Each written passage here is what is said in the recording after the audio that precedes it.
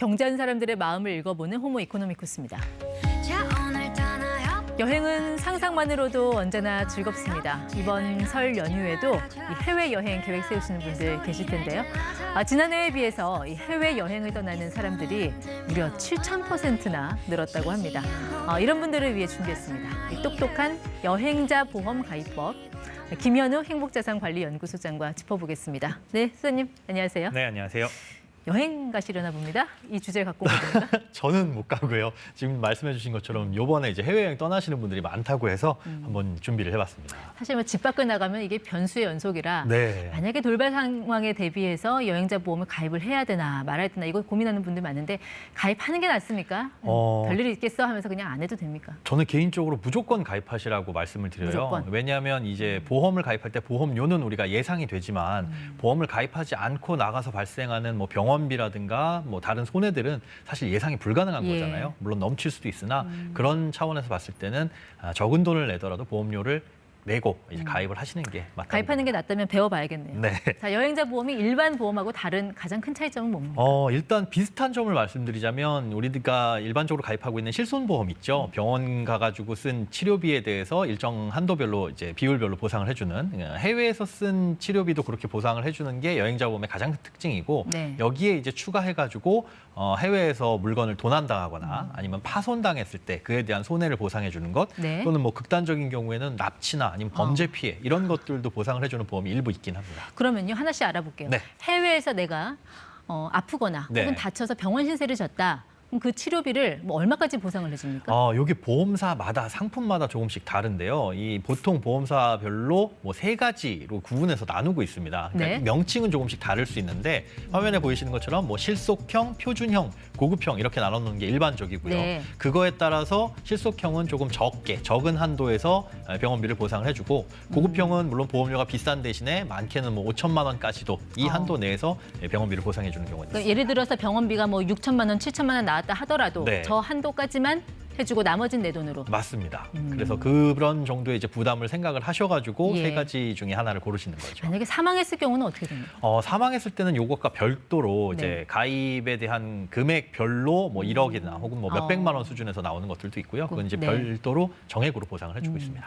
우리 또 여행 가면은 네. 레저 활동 많이 하잖아요. 뭐 그렇죠. 스키나 뭐 스쿠버 다이빙 이런 거 하다가 다쳐도 보상해 줍니다. 대부분의 보험들이 그런 뭐 스쿠버 다이빙이라든지 스키라든지 혹은 뭐 오토바이 뭐 이런 것들은 보상을 안 해준다고 되어 있습니다. 이게 면책사항에 들어있거든요. 그래서 나가가지고 그런 액티비티 즐길 거야라고 하시는 분들이 혹시 사고에 대비해서 가입해야지라고 한다면 이건 이제 취지에 좀 안 맞는다고 보시면 될 것 같습니다. 조금 전에 금액대에 따라서 이제 실속형 네. 그리고 표준형, 고급형 이렇게 나눠지는 것 같은데 어떤 게 좋습니까? 그냥 모를 때는 비싼 거 해야 되는 건지 그래도 돌고 돌아 가성비인지. 네, 모를 때는 비싼 걸 했을 때 보험료를 좀 비싸게 낸다라는 손해밖에는 없을 것 같은데요. 그래도 이제 불필요한 보험료 지출을 줄이려면 우리가 조금 따져보고 가입을 하는 게 좋겠죠. 가성비를 따져봐야 되는데 문제는 보험료가 싸다고 해가지고 가성비가 높다는 거는 아닙니다. 화면에서 보이시는 네. 것처럼 세계 보험사 중에 실속형 가장 저렴한 건 5천 원이죠. 그럼 저기가 가장 좋은 것이냐라고 볼 수는 없는 게 예. 각 보험사마다 실속형으로 보장을 해주는 보장의 범위나 한도가 네. 다릅니다. 그러니까 햄버거 세트 생각하시면 될 것 같아요. 어디 가면은 햄버거와 콜라만 주는 세트가 3,000원이고 어디 가면 햄버거와 콜라와 감자튀김까지 주는 게 4,000원이다라고 한다면 네. 이게 단순 비교는 어렵잖아요. 예. 그래서 이렇게 보험을 비교를 해보시고 가입을 결정하실 때는 아까 말씀드린 이 해외 진료비를 어디까지 한도로 보상을 네. 해주느냐 이거를 기준으로 정해놓으신 다음에 똑같은 한도에서 보험료가 어디가 싸냐 비싸냐 이걸 좀 따져가지고 가입을 해보시는 게 좋을 것 같습니다. 예. 앞서서 뭐 상해 질병뿐만 아니라 네. 휴대품에 대한 보상도 해준다고 했는데 그렇다고 뭐 내가 소지한 모든 물건 다 뭐 도난당했다거나 파손됐다고 다 보상해줄 것 같지는 않은데 되는 게 있고 안 되는 게 있습니다. 맞습니다. 이제 대부분 품목에서 이제 보험에서 보상해주는 품목들이 정해져 있는데요. 화면에서 보이시는 것처럼 뭐 휴대전화라든가 태블릿 PC 아니면 뭐 노트북, 뭐 카메라 이런 것들이 대표적이고요.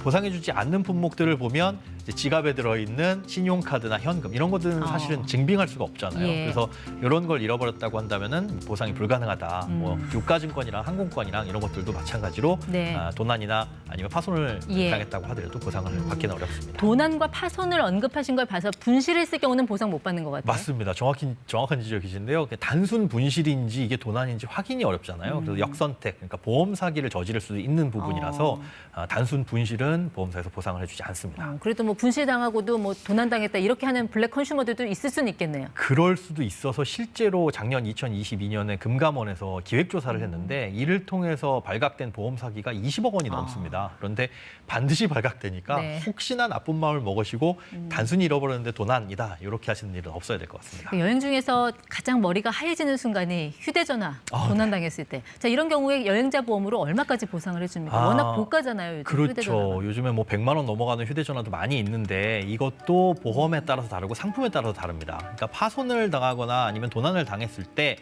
내 휴대폰 가격이 아무리 비싸다라고 하더라도 마치 실손처럼 이것도 최대 한도가 정해져 있거든요. 네. 그 보험사마다 또 다릅니다. 그래서 예를 들어 내 휴대폰이 100만 원짜리인데 파손이 됐는데 수리비가 50만 원 나왔다. 그런데 제일 왼쪽 위에 보이는 20만 원짜리 한도로 가입을 해놨다라고 한다면은 최대 20만 원까지만 보상을 해주고 나머지 30만 원은 내 돈으로 내야 된다는 거죠. 그런 부분들은 충분히 알고 이것도 한도를 정해서 가입을 해주시는 게 안전합니다. 예. 만약에 내가 도난당한 그런 경우 말고 내가 다른 사람의 물건을 파손시킨 경우 예. 이런 경우도 여행자 보험으로 커버가 됩니까?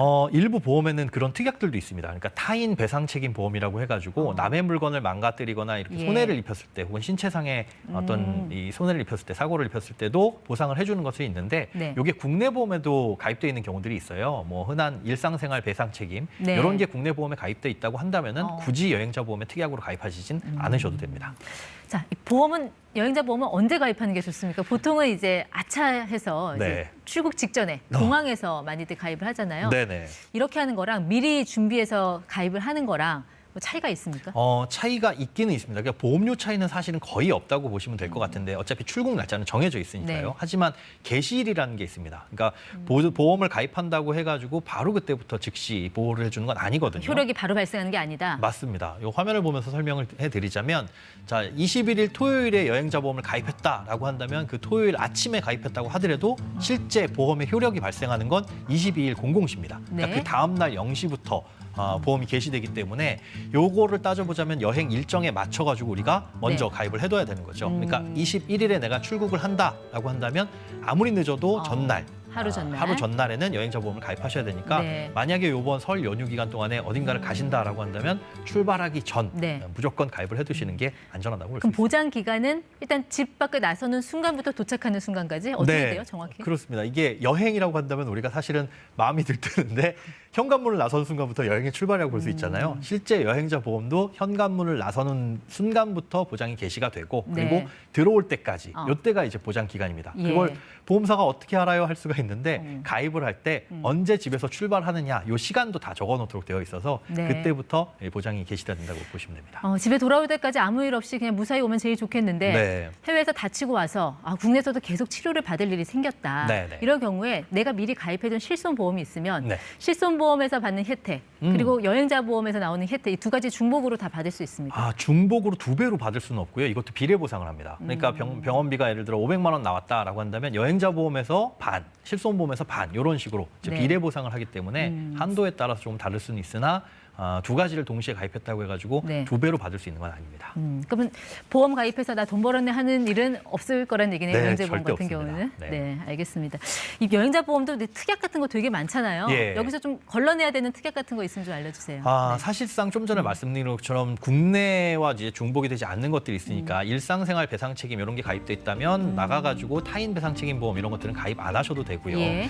그리고 뭐 해외 실손 등을 가입을 한다 이럴 때 뭐 단체 보험에서 보장을 해주는 경우들도 간혹 있습니다. 여행사에서. 네. 이렇게 여행사에서 해주는 게 한도가 충분하다면 굳이 내 돈으로 또 가입하실 필요는 없는 자. 거겠죠. 그래서 여러 가지 특약들을 잘 보시고 선택을 하셔야 되고 네. 다만 이제 치료 기간이 길어지거나 한도를 넘칠 수도 있으니까 국내 실손이 있다고 해가지고 뭐 안심하거나 그러시진 않으시면 좋을 것 같습니다. 알겠습니다. 보험 애써 가입해뒀는데 또 증빙 못해서 보험금 받는 일 없도록 자료 같은 것도 네. 잘 챙겨둬야 된다는 거 기억을 하셨으면 좋겠습니다. 네, 지금까지 김현우 소장과 함께했습니다. 고맙습니다. 네, 고맙습니다.